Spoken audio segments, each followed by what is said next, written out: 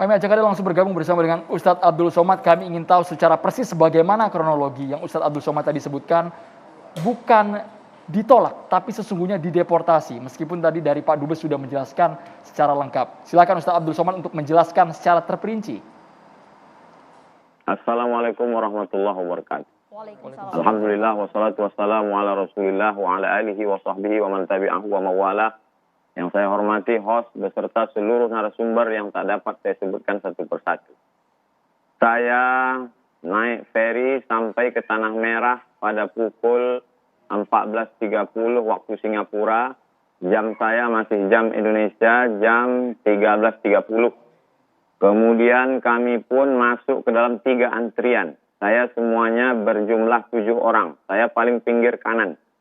Lalu kemudian sahabat saya dengan istrinya dengan 2 anaknya 4 orang lewat. Dengan scan paspor dan cap 2 jempol dia sudah lewat, sudah keluar. Lalu mengambil koper, disusul oleh anak dan istri saya juga lewat. Mereka sama-sama mengambil koper dan mereka menunggu saya. Jarak dari saya ke mereka itu lebih kurang 20 meter. Lalu kemudian mereka menunggu saya dan saya pun juga demikian. Setelah scan paspor, kemudian cap jempol, dan saya akan berjalan menuju mereka, barulah kemudian saya ditarik. Itu bisa dilihat di kamera CCTV imigrasi.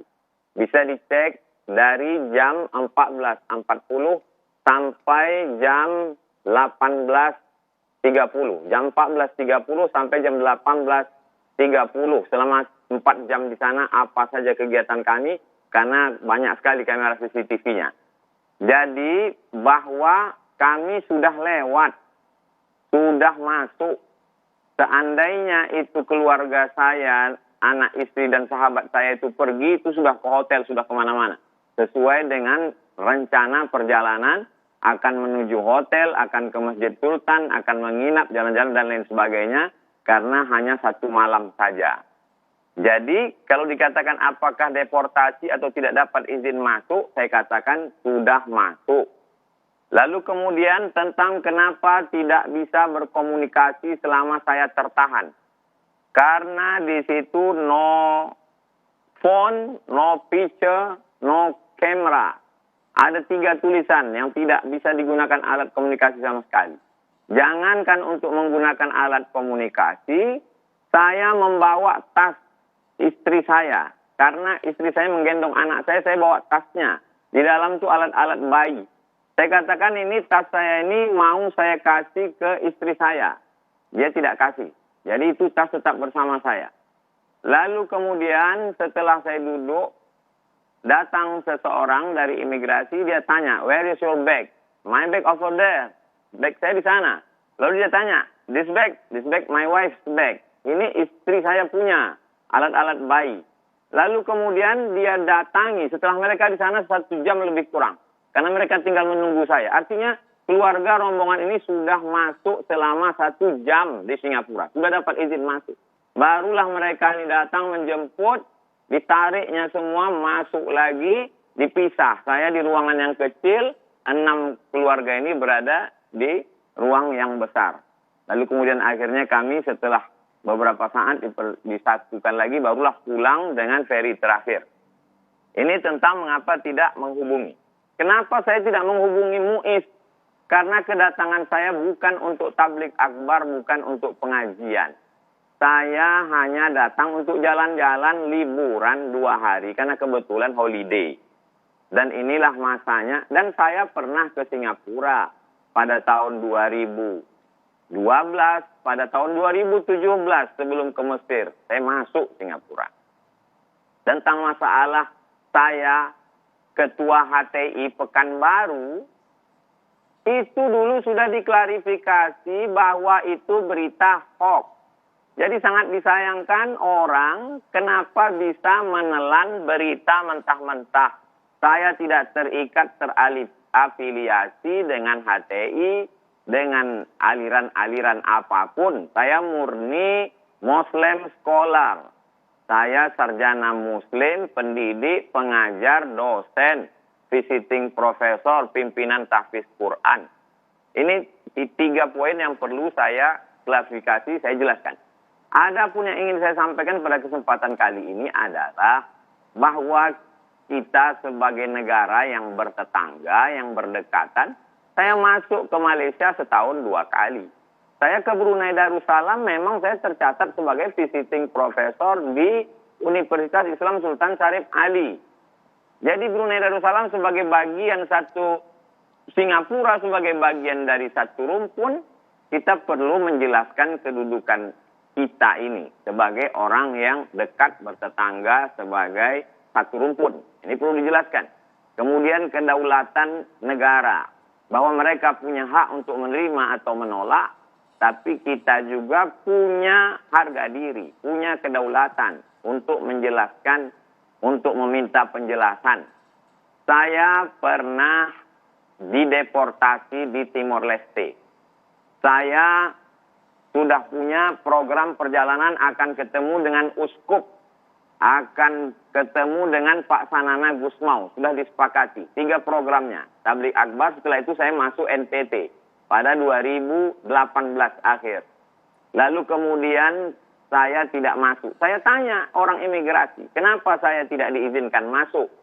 Katanya karena kami mendapatkan kiriman. Kenapa tidak dikasih tahu beberapa hari yang lalu sebelum saya datang? Kata mereka kirimannya sejam yang lalu dari Jakarta bahwa Ustadz adalah teroris. Jelas, saya teroris, oh berarti kalau gitu tidak bisa masuk. Lalu kemudian semua tim saya masuk. Mereka melanjutkan program membagi makanan kepada du'afa di Timor Leste, kaum muslimin minoritas, diteruskan ke NTT. Lalu kemudian saya pernah mau masuk Belanda. Saya tanya, saya selalu ingin bertanya apa sebabnya. Mereka tunjukkan, karena katanya saya pernah memberikan ceramah di Amsterdam dan diusir. Sedangkan itu kunjungan pertama saya. Ini saya bilang kunjungan pertama. Dari mana mungkin dapat gambar saya pernah memberikan seminar di Amsterdam. Mereka dapat kiriman saya memberikan seminar di Amsterdam. Jadi mereka dapat masukan. Dari mana orang Swiss, orang. Jadi bahwa kita dekat dengan Singapura, bertetangga, ASEAN, serumpun, itulah yang membuat saya penasaran. Kenapa? Mengapa? Kalau hanya sekedar karena tidak memenuhi syarat, jawaban amat sangat umum. Itulah mengapa dalam pernyataan saya, perlu saya sebagai warga negara Indonesia meminta bantuan wakil saya di parlemen, anggota DPR RI, supaya meminta penjelasan dari Duta Besar Singapura di Jakarta. Supaya mereka memberikan penjelasan. Saya tidak gila hormat. Bagi saya biasa. Tapi anak bangsa kita jangan lagi terulang kepada orang lain. Supaya kita bisa hidup aman, nyaman. Sebagaimana saya bisa masuk Malaysia, Brunei Darussalam, saya masuk ke Melbourne, saya masuk ke Sydney, saya masuk ke Taiwan sebelum COVID. Demikian. Wallahu a'lam. Assalamualaikum warahmatullahi wabarakatuh. Waalaikumsalam warahmatullahi wabarakatuh. Ustadz Abdul Somad ini berhubung kemudian saat ini hadir juga melalui sambungan Zoom ada Duta Besar Indonesia untuk Singapura. Apa yang mungkin ingin disampaikan secara langsung? Karena kita tahu bersama tadi sudah disampaikan, sudah ada komunikasi antara kedua belah negara ini.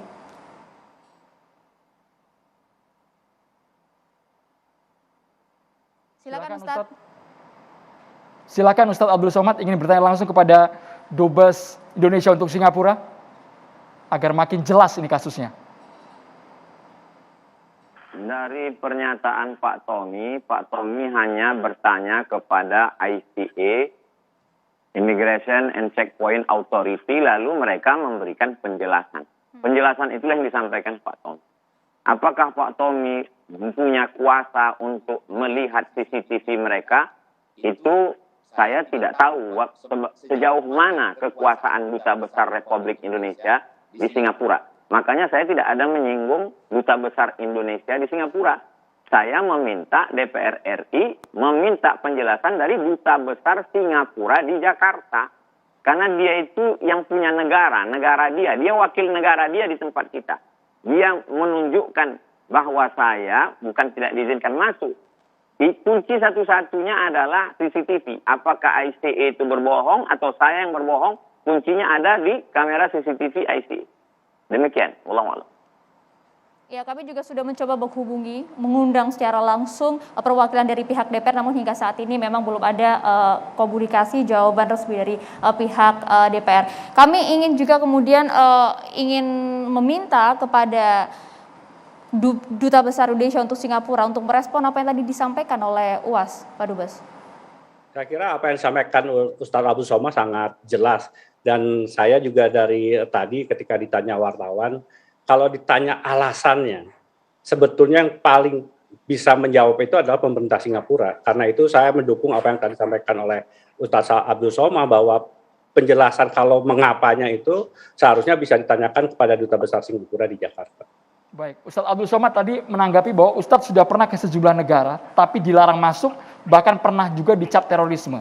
Apakah ada klarifikasi dari UAS agar berita ini tidak semakin liar di publik, Ustadz? Orang Swiss tidak kenal dengan saya. Orang Belanda tidak kenal dengan saya. Mereka dapat berita itu dari orang kita. Siapa orang kita yang mengirim ke kedutaan Swiss? Wallahu a'lam bishawab. Bagi saya tidak masuk ke Swiss, tidak masuk ke Belanda, itu tidak masalah. Saya bisa tausiah. Toh masyarakat kita juga tidak banyak. Mereka bisa mengikuti melalui online. Baik, tapi khusus untuk Singapura, apakah ada perlakuan yang sampai sekarang tidak Anda terima?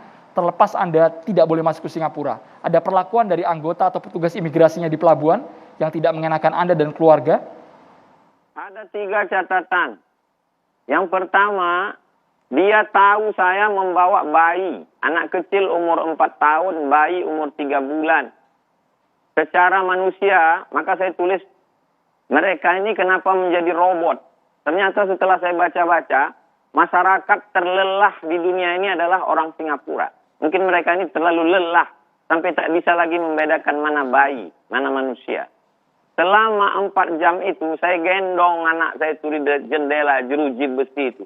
Untuk menunjukkan ke mereka bahwa kami ini lelah, pengap. Tak ada yang bisa diajak berbicara. Itu poin yang pertama. Poin yang kedua, kalau mereka meminta penjelasan, mestinya mereka hadapkan saya kepada siapa. Saya bisa bicara. Kalau saya disuruh nelpon orang Indonesia yang ada di Singapura, baru saya bisa kontak kedutaan sebagai warga Indonesia.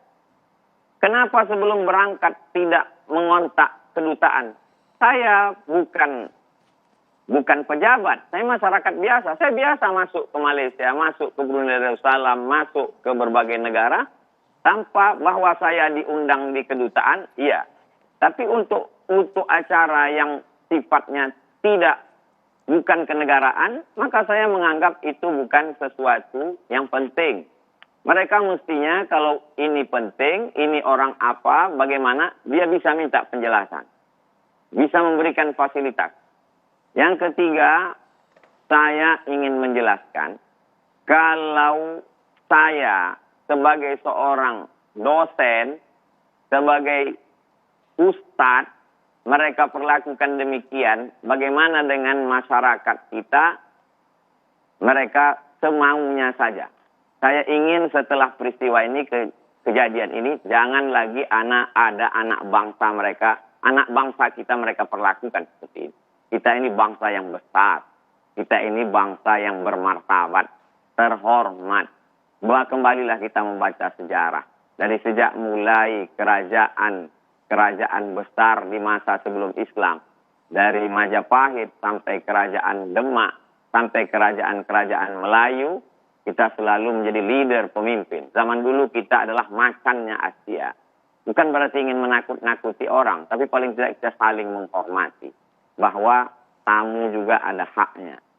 Sebagai manusia, sebagai bangsa yang bermartabat. Demikian, wallahu a'lam. Ya, Ustadz Abdul Somad, berdasarkan pengalaman Anda ditolak di sejumlah negara untuk masuk ke negara-negara tersebut, apakah perlakuan yang Anda terima di Singapura ini juga sempat Anda rasakan di negara-negara lain?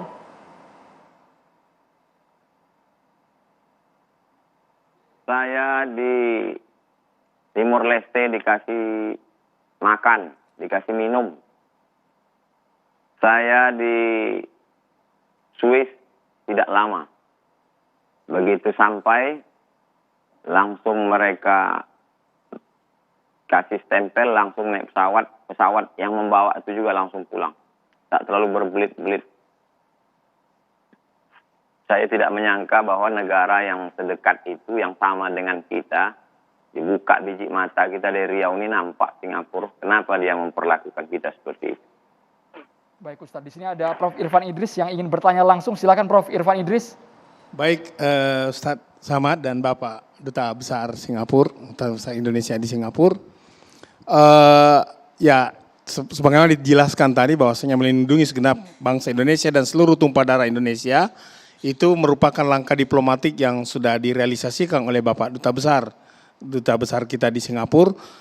Namun demikian, agar tidak masuk angin dan tidak muncul spekulasi-spekulasi yang lain di luar dugaan kita, mungkin kita menunggu konfirmasi pasti dan jelas dari Bapak Dubes berapa lama kira-kira nota diplomatik ini akan dibalas untuk menjawab not eligible tadi itu, karena pertanyaan kita semuanya sama ini. Apa jawaban dari not eligible itu? Saya kira demikian. Bisa langsung dijawab Pak Dubes? Ya, kalau surat tadi sudah kami kirimkan, sekali lagi kami tentunya memahami ICA di Singapura berada di bawah Kementerian Dalam Negeri. Tentunya dari Kementerian Luar Negeri akan berkomunikasi dengan Menteri Dalam Negerinya untuk mendapatkan penjelasan resmi dari ICA. Apalagi tadi Ustadz sudah menyampaikan sebetulnya ada rekaman videonya yang bisa dijadikan acuan, dan tentunya baru kemudian jawaban itu akan disampaikan Kementerian Luar Negeri kepada kami. Jadi sekali lagi kami sudah mengirimkan surat dan kami menunggu jawaban dari pihak pemerintah Singapura. Baik, Ustadz Abdul Somad, singkat saja, apakah setelah kejadian ini Anda tidak akan pernah lagi datang ke Singapura, kapok seperti itu, diberlakukan seperti kemarin tanggal 16 Mei? Saya punya ibu saya punya ayah, itu kakaknya di Singapura. Jadi Singapura itu bagi kami orang Melayu adalah tanah Melayu. Kerajaan namanya sebelum pecah, hancur, lalu pindah menjadi Kerajaan Tomasek. Jadi bagi kami orang Riau ke Singapura itu adalah ke negeri kami. Jadi kalau hanya karena pemerintah Singapura saya tobat untuk datang ke Singapura, bagaimana mungkin saya tidak menginjakkan kaki saya ke tempat nenek moyang kami? Kami masih serumpun, masih suku. Saya pun datang mau menunjukkan ke anak saya, ke keponakan saya, inilah masjid orang Melayu di Kerajaan Tomasek. Akhirnya Kerajaan Tomasek hancur, lalu kemudian pindah ke suatu tempat yang disebut dengan Malaka. Akhirnya Malaka hancur, pecah menjadi Johor. Salah satu dari pecahan Johor itu adalah Siak Sri Indrapura. Kami di Riau, rumpun kami. Saya akan datang. Kalau masyarakat mengundang saya, tausiah, saya akan datang. Saya akan urus ke MUIS, Majelis Ulama Islam Singapura. Saya ketika kuliah di Malaysia, satu kelas dengan orang Singapura. Sama-sama satu kelas, sahabat saya. Dia kerjanya mengawas makanan halal di tempat potong ayam.